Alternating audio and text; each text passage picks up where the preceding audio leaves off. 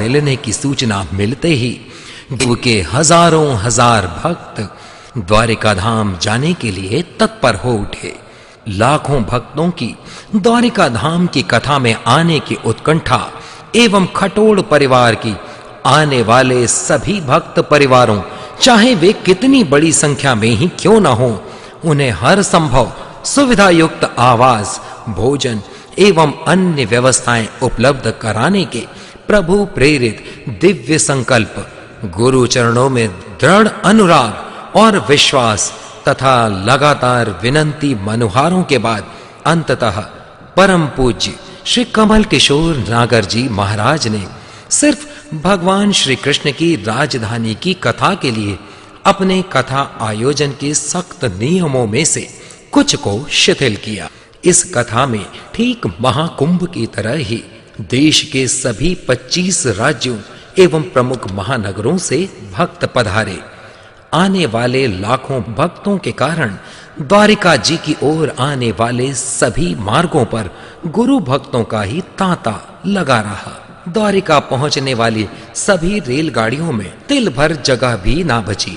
लगभग 1 वर्ष पूर्व से ही द्वारिका धाम के सभी बड़े छोटे होटल, धर्मशालाएं, गेस्ट हाउस, आश्रमों के कमरे गुरु भक्तों के लिए बुक हो जाने से संपूर्ण द्वारिका धाम पर चारों तरफ परम पूज्य गुरुदेव के भक्तों के ही दर्शन होते रहे।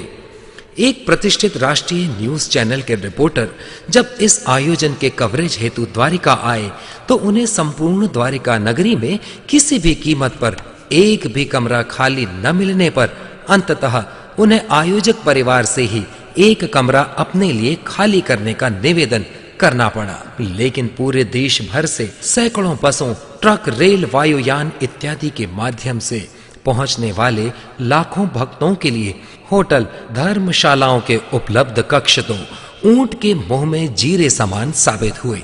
और तब ठीक महाकुंभ की तरह ही अनेक विशाल पांडाल हाउस भक्तों के लिए बनाए गए।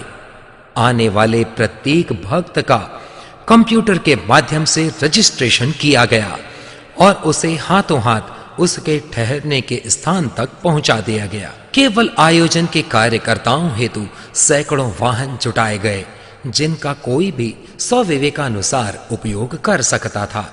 ठीक महाकुंभ की तरह श्रीमद् भागवत महाकुंभ में भी कथा अमृत पान करने आए लाखों भक्तों के स्नानादि हेतु अस्थायी स्नान गृह एवं प्रसाधन आदि सुविधाएं जुटाई गईं। द्वारिका धाम के श्रीमद् भागवत महाकुंभ में आए लाखों भक्तों को सुबह चाय, नाश्ते, भोजन एवं रात्रि भोज में प्रतिदिन राजसी अंदाज में परोसे गए व्यंजनों का स्वाद तो याद रहेगा ही, साथ ही वे गुजरात के विभिन्न धार्मिक संगठनों के हजारों समर्पित कार्यकर्ताओं की श्रद्धा एवं निष्ठा भी कभी नहीं भुला पाएंगे।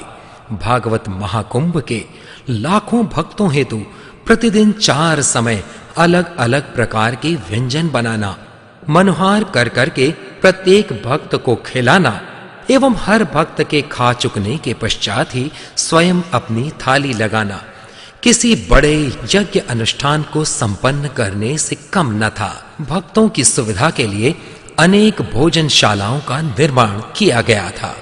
अनेक बड़े टैंकरों से भक्तों की चाय हेतु दूध आता तो नाश्ते के लिए बनी इमरती अनेक ट्रैक्टरों की ट्रॉलियों में भरकर रसोई से निकलकर परोसने के स्थान तक जाती। हजारों भक्तों की अनगिनत पंक्तियां सभी भोजनशालाओं में आकर प्रसाद पाकर संतुष्ट भाव से चली जाती और प्रभु कृपा से न तो कोई व्यंजन कम पड़ता, न लंबी कतारों की नौबत आती, न कोई तनिक सी भी अव्यवस्था ही फैलती।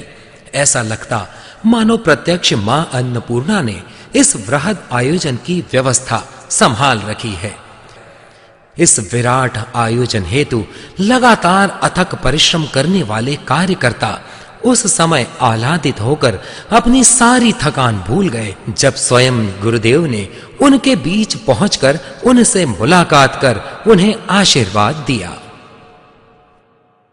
कथा में पधारे लाखों भक्तों के लिए लाखों स्क्वायर फीट का खूबसूरत पांडाल बनाया गया।